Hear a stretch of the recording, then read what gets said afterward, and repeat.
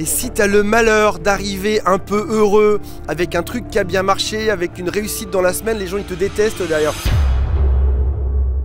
Tu sais c'est quoi le vrai problème aujourd'hui? C'est que c'est plus dans la culture de se réaliser, c'est plus dans les rêves des gens de se réaliser, tu vois. Ça fait plus partie du rêve, ça fait plus partie du délire, ça fait plus partie du truc. Tu vois, on a plein de choses qu'on veut, on veut payer Netflix moins cher, on veut avoir une réduction à Lidl, tu vois, avec la carte de fidélité, quoi. Enfin, c'est un peu le projet des gens, tu vois. Toi, c'est ton projet de vie ou comment ça se passe? Enfin, tu vois, c'est un peu triste, quoi. C'est-à-dire que les gens vont et sont dans l'évitement. C'est-à-dire, il y a un truc, ils veulent l'éviter. Ils vont pas aller vers quelque chose, tu vois.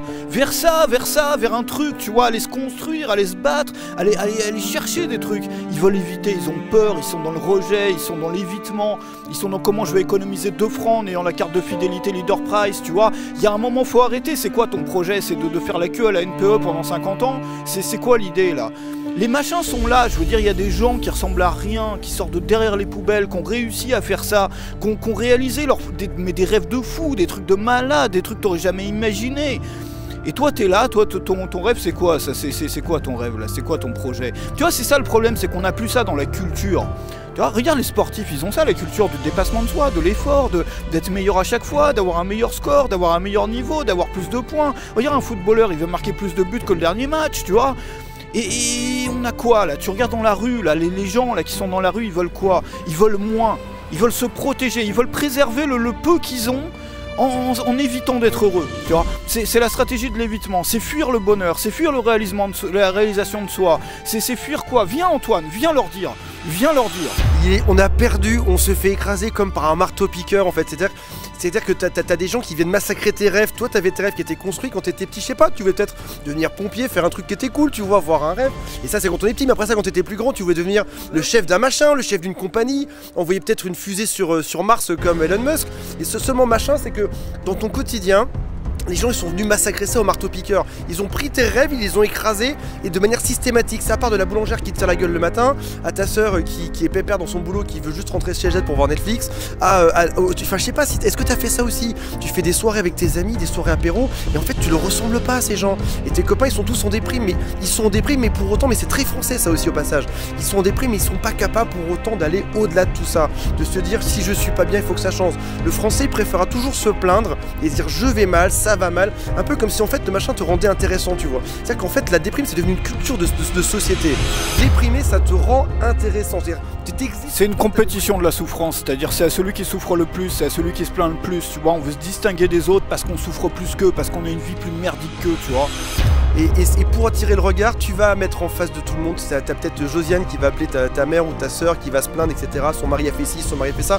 Mais Josiane, elle comprendra jamais qu'en fait le problème il vient juste d'elle, quoi. Il faut qu'elle s'épile les jambes, il faut qu'elle se fasse belle, il faut qu'elle retrouve un job qui l'éclate en fait. Et probablement son mari acceptera de lui faire l'amour à un moment donné si elle se bouge le cul. Sauf que non, pour Josiane, le problème c'est son mari, quoi. Et pour Jean-Claude qui cherche un machin ou sa boîte qui marche pas. T'as remarqué d'ailleurs, c'est toujours les mêmes au passage. C'est toujours les mêmes mecs qui se plaignent, c'est toujours les mêmes mecs qui vont pas dans leur amour, c'est toujours les mêmes mecs, ça va pas dans leur boulot, c'est toujours les mecs qui sont en découverte, c'est toujours les mêmes mecs. Mais c'est genre, t'as l'impression que c'est la malédiction des dieux égyptiens, tu vois, des pharaons qui s'est abattu sur eux. C'est-à-dire à chaque fois qu'il y a une merde, c'est eux qui se la tapent, tu vois. Le gars qui se fait, je sais pas, il leur arrive tout, ils sont dépouillés dans la rue, ils ont plus d'argent, ils sont, tu vois, il se passe toujours un truc, tu vois, ils ont une merde à chaque fois. Mais à 99% des merdes arrivent à 1% des gens que tu connais, quoi, tu vois. Et peut-être que c'est toi, le 1%, on sait pas, mais tu vois, si t'es dans ce cas-là... Et si t'as le malheur d'arriver un peu heureux, avec un truc qui a bien marché, avec une réussite dans la semaine, les gens ils te détestent derrière. Au moment du tour de table avec tes potes à l'apéro, ou quand t'es au café, ou enfin quoi que tu fasses, ou quand t'arrives à ton travail, c'est à ton tour Antoine de dire quelque chose, à ton tour Jean de dire quelque chose, et si t'as rien à dire d'extrêmement grave, en fait il te zappe en fait, le machin il est heureux, donc c'est même pas la peine qu'on s'occupe de lui. Donc en France, il y a la culture de la réussite, elle existe zéro par rapport à l'Amérique. Si jamais t'as quelque chose de bien, on t'écrase, on s'en fout, et en plus on taxe 10 fois plus que le reste du monde. Parce qu'en fait tu mérites même pas d'exister, quoi, t'es juste une merde qui a réussi quelque chose. Donc faut faire quoi en fait? Mais il faut tout changer les mecs, il faut à un moment donné, il faut soulever, il faut qu'on se regroupe et qu'on change tout ça, qu'on fasse un club de gens qui réussissent. Mais moi c'est ce que je dis là depuis des semaines, là, qu'il faut faire un mouvement, qu'on est, tu vois, il y a peut-être toi derrière la caméra, tu vois, on est ensemble, on est parein en fait. Mais on va se faire haïr en fait par 99% des gens en fait. Mais à un moment donné, il faut qu'on le fasse en fait. Il faut qu'on fasse les gilets verts, c'est la même couleur que les dollars. Je suis pour.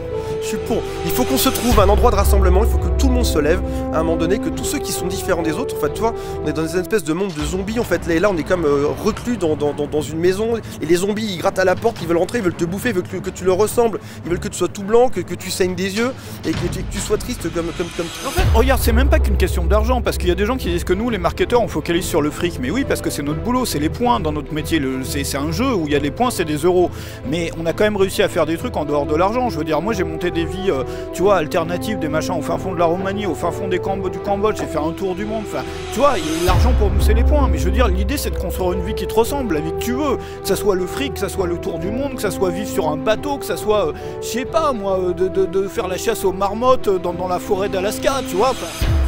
Chaque point compte, chaque personne qui veut rejoindre ce mouvement, chaque point comptera. C'est-à-dire que même si c'est juste mettre un pouce sur cette vidéo, même si c'est juste cliquer sur le lien qui est juste en dessous de cette vidéo, même si c'est nous envoyer un petit message gentil, mais tu peux aussi noyer en fait. Parce qu'en fait, il y a genre 2 clans, donc si jamais tu noies, en fait du coup on sait que toi t'es pas dans le machin. En fait, ce que tu veux, c'est qu'on te déteste en fait.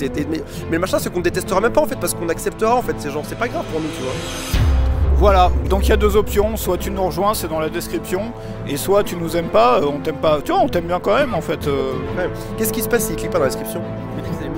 Bah ouais, il y a des gens qui sont morts parce qu'ils avaient pas cliqué. Non mais ça j'en reparlerai une autre fois, mais moi c'est que je me suis quand même cassé le cul à faire un truc de fou pour aider les gens comme toi justement, enfin comme la catégorie là qui a envie de se bouger, où tu reçois des trucs tous les jours, c'est gratuit, t'as 14 jours de machin de fou, il y a de la formation gratuite, il y a des trucs, il y aura des machins avec Antoine aussi, tu vois, que tu vas recevoir au fil des jours, et il faut que tu sois là. Enfin je veux dire, après moi je peux plus te le dire, tu vois, après c'est un choix pour ta vie, tu vois. Il y a un moment, qu'est-ce que tu veux faire de ta vie, tu vois, soit tu prends la porte A, soit tu prends la porte B. La porte A c'est retour, tu vois, c'est retour à la case départ, c'est le rond-point qui revient, c'est l'impasse, tu vois. La case B, c'est tu vas voir autre chose. La porte B, elle est là, tu vois. Regarde, c'est ça que tu vois derrière la porte B.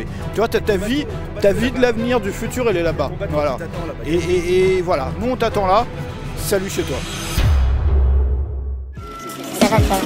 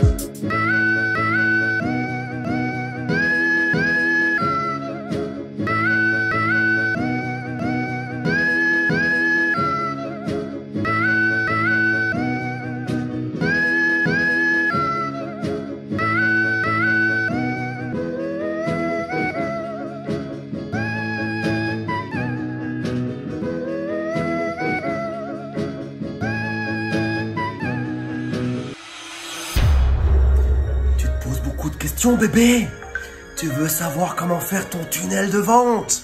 Ta mère te répète que tu n'y arriveras jamais, que tu aurais dû être docteur comme ton grand-père ou comme ton oncle.